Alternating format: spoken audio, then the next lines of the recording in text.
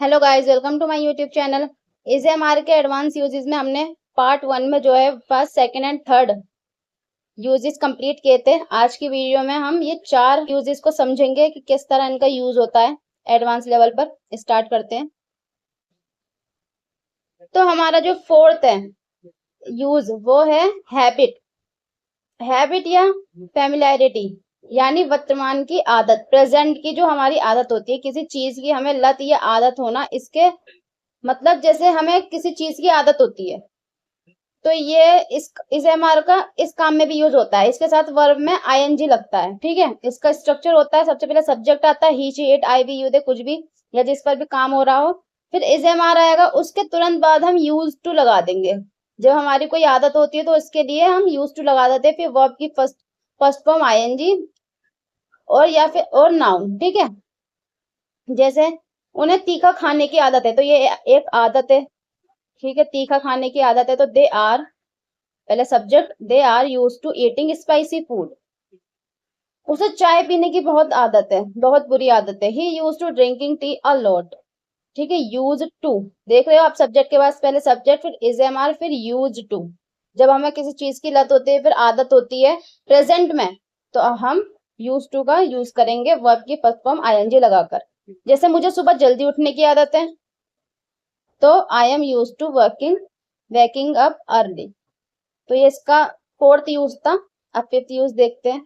इसका fifth use है present continuous passive, यानी जब काम लाइव चल रहा हो, यानी एक ऐसा काम जो आपकी आंखों के सामने कोई काम किसी चीज पर किया जा रहा हो, यानी काम जारी हो। कॉन्टिन्यूअस का मतलब होता है ये जारी होना, लेकिन आप देख रहे हो उस काम को होते हुए। ठीक है, तब इसका यूज होता है। इसका स्ट्रक्चर होता है subject is am are plus being plus verb की थर्ड फॉर्म। इसमें वर्ब की थर्ड फॉर्म आएगी। अभी हमने पार्ट 1 में भी एक करा था जिसमें वर्ब की थर्ड फॉर्म आई थी, बाकी सब में फर्स्ट ही थी जिसमें पैसिव लिखा हुआ था। तो ये इस तरह से याद रखना, वर्ब की थर्ड फॉर्म जहां पैसिव लिखा हुआ, प्रेजेंट कॉन्टिन्यूअस पैसिव वर्ब की थर्ड फॉर्म।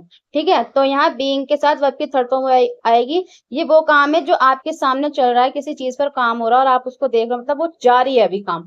ठीक है, जैसे मेहमानों के लिए खाना पकाया जा रहा है, तो अभी खाना जो है वो पकाया जा रहा है। Food is being cooked for the guest. आपकी फाइलें चेक की जा रही है। ऐसे सेंटेंसेस हम डेली लाइफ में काफी यूज करते हैं। तो your files are being check, मेरा लैपटॉप ठीक किया जा रहा है, यानी लैपटॉप है जो अभी ठीक किया जा रहा है। तो फिर my laptop is being repair.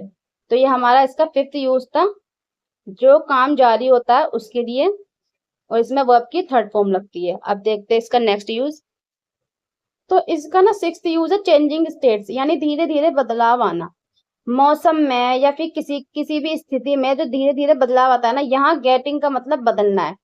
यहाँ पे जो है हम गेटिंग का यूज करेंगे बदलाव आने के लिए, यानी किसी भी चीज में बदलाव आना।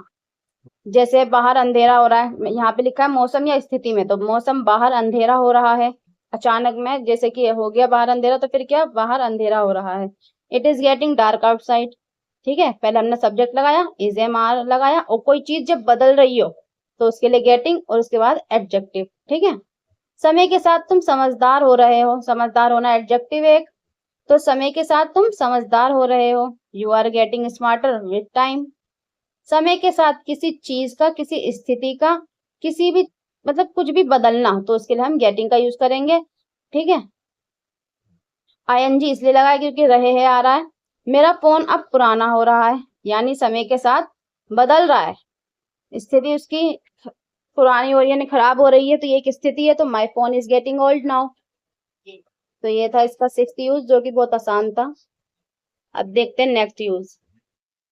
सेवन यूज है इसका, इज एम आर का, सिचुएशनल बिहेवियर, यानी माहौल के हिसाब से बर्ताव। होता है ना कि कभी कभार कुछ लोग होते हैं जो कि रूड नहीं होते या गुस्से में नहीं होते या ज्यादा करते ना बचकानी सी हरकत, मतलब वो सिचुएशन को देख के, परिस्थिति को देख के जब वो अपना बिहेव को चेंज कर लेते हैं ना, उसके लिए भी हम इज एम आर का यूज करते हैं बीइंग के साथ में। मतलब जैसे कोई इंसान हमेशा से स्वभाव में वैसा नहीं है, बस उस समय माहौल या मजबूरी की वजह से वे कुछ देर के लिए वैसा बर्ताव करता है, नॉर्मल बिहेव करते हैं, अपने बिहेव को छोड़ के सिचुएशन के हिसाब से अपने बिहेव में ढल जाता है।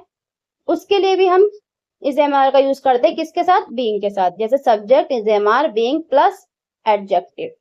ठीक है, जैसे वह कैमरा देखकर बहुत शर्मीली बन रही है, ठीक है, वह है नहीं लेकिन वो कैमरे को देखकर बन गई। नॉर्मली लोग बन जाते हैं कैमरे के सामने आकर। तो she is being very shy on camera, ठीक है, चेंज हो गई स्थिति, उनने सिचुएशन को देख के अपना आप को अपना बिहेव चेंज किया।